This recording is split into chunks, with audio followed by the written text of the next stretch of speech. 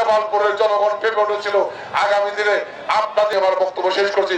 সবাই ভালো থাকবেন, সুস্থ থাকবেন।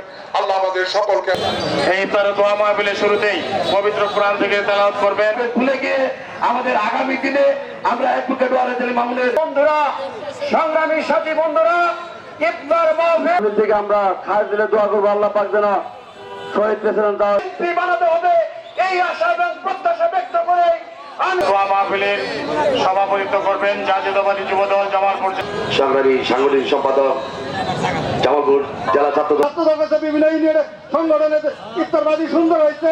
জেলার পক্ষ থেকে রক্তিম শুভেচ্ছা সালাম, আসসালামু আলাইকুম। জনগণের আস্থাভাজন জামালপুরের প্রাণ পুরুষ, জামালপুরের আল্লাহ ইফতারের মাহফিলের আয়োজন করেছে। ইয়া রাব্বাল আলামিন ইয়া কারীম রব্বানা যালামনা আনফুসানা জাতীয় সংসদ আসনে দাঁড়াবে আল্লাহ তিনাকে আল্লাহ তুমি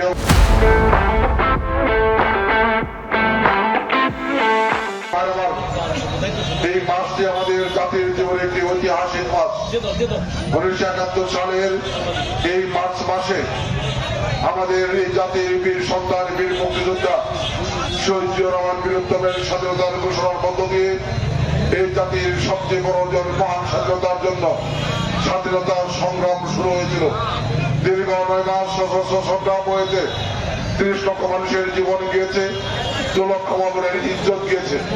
যেই মানুষটির জীবনে বাজি রেখে রণাঙ্গনে যুদ্ধ করে সশস্ত্র যুদ্ধের নেতৃত্ব দিয়েছেন, যার নেতৃত্বে আমরা 30 লক্ষ মানুষের জীবনের বিনিময়ে 2 লক্ষ মানুষের ইজ্জতের বিনিময়ে এই স্বাধীন বাংলাদেশ পেয়েছি। সেই মহান স্বাধীনতার ঘোষক বীর মুক্তিযোদ্ধা শহীদ জিয়াউর রহমান বীর উত্তম সহ যাদের জীবনের বিনিময়ে আমরা এই স্বাধীন বাংলাদেশ পেয়েছি, সকল বীর শহীদের আত্মার প্রতি শ্রদ্ধা নিবেদন করছি।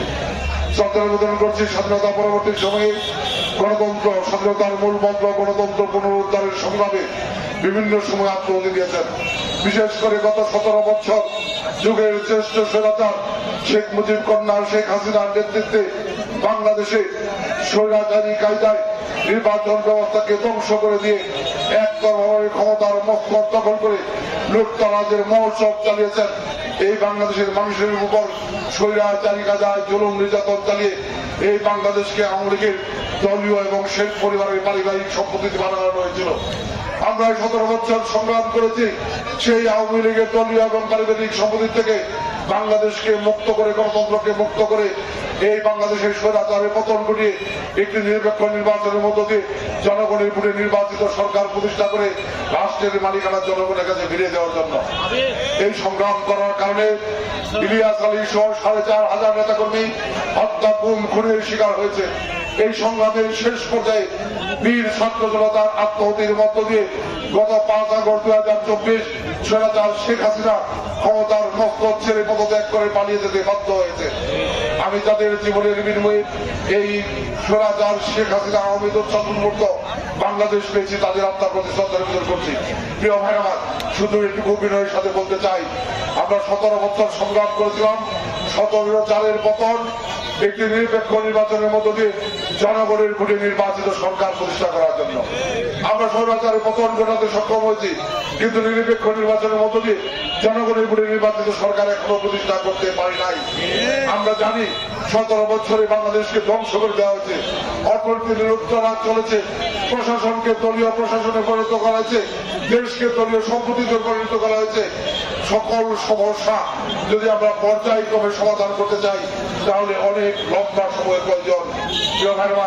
আমরা মনে করি এই সংকটগুলো, সমাধানগুলো, সমস্যাগুলো সমাধান করেন একটি রাস্তা হচ্ছে একটি অবাধ সুষ্ঠু নিরপেক্ষ নির্বাচনের মধ্য দিয়ে জনগণের ভোটে নির্বাচিত সরকারের কাছে রাষ্ট্রের দায়িত্ব হস্তান্তর করা এবং এই রাষ্ট্র সংস্কারের আগামী দিনের দায়িত্ব পালন করার সুযোগ করে দেওয়া।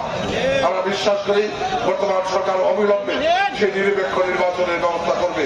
আমরা বিশ্বাস করি যদি সুষ্ঠু নির্বাচন হয়, জনগণ ভোট দেওয়ার সুযোগ পায়, তাদের শীর্ষে প্রতীক দিয়ে বিএনপি আগামী দিনে জনগণের ভোটে রাষ্ট্রীয় ক্ষমতায় অধিষ্ঠিত হবে, এর মধ্যে বিন্দু মাত্র কোনো সন্দেহ নাই। আমরা একটু অঙ্গীকার করতে চাই, যদি বিএনপি আগামী দিনে রাষ্ট্রীয় ক্ষমতায় অধিষ্ঠিত হয়, জামালপুর সদরে যদি আমরা নির্বাচিত হতে পারি, জামালপুরের 5টি আসনে যদি আমাদের নির্বাচিত হই, আমরা আমাদের সর্বস্বর বিনিময় হলেও এই জামালপুর সদর সহ জামালপুর জেলার উন্নয়নে, জামালপুর জেলার দলীয় নেতাকর্মী সহ জনগণের ভাগ্য পরিবর্তনে আমরা সর্বোচ্চ ত্যাগ স্বীকার করতে প্রস্তুত রয়েছি, সর্বোচ্চ চেষ্টা করতে পরিশ্রম করতে প্রস্তুত রয়েছে ইনশাআল্লাহ।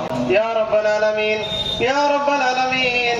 যুবক মনে বাংলাদেশ জাতীয়তাবাদী দলের আমাদের কাঙ্ক্ষিত যে লক্ষ্য ভোটের অধিকার ফিরিয়ে দেওয়া, সেই ভোটের অধিকার ফিরিয়ে দেওয়ার এই সংগ্রামে আমরা দীর্ঘ 17 বছর কষ্ট জুলুম নির্যাতন সহ্য করে আমরা যার যার অবস্থান থেকে টিকে রয়েছিলাম। যে মানুষটি আমাদেরকে 17 বছর আমাদের রাজনৈতিকভাবে মামলা মোকদ্দমা জেলখানা এবং সকল বিষয়গুলো দেখভাল করেছেন, আমরা বাংলাদেশ জাতীয়তাবাদী যুবদল সকল নেতৃবৃন্দকে হাত ধরে আমরা অঙ্গীকার করব আগামী জাতীয় সংসদের নির্বাচনে আমাদের প্রিয় নেতা অ্যাডভোকেট ওয়ারেস আলী মামুনকে সাথে নিয়ে আমরা আগামী দিনের পথ চলবো। এই অঙ্গীকার ব্যক্ত করে আমরা সকলে আমাদের প্রিয়তার জন্য কাজ করবো। এই অঙ্গীকার ব্যক্ত করে আমি আমার বক্তব্য এখানে শেষ করছি। খুদা হাফেজ। আল্লাহ তিনাকে আল্লাহ তুমি মনোনীত হওয়া তৌফিক দান করে দাও।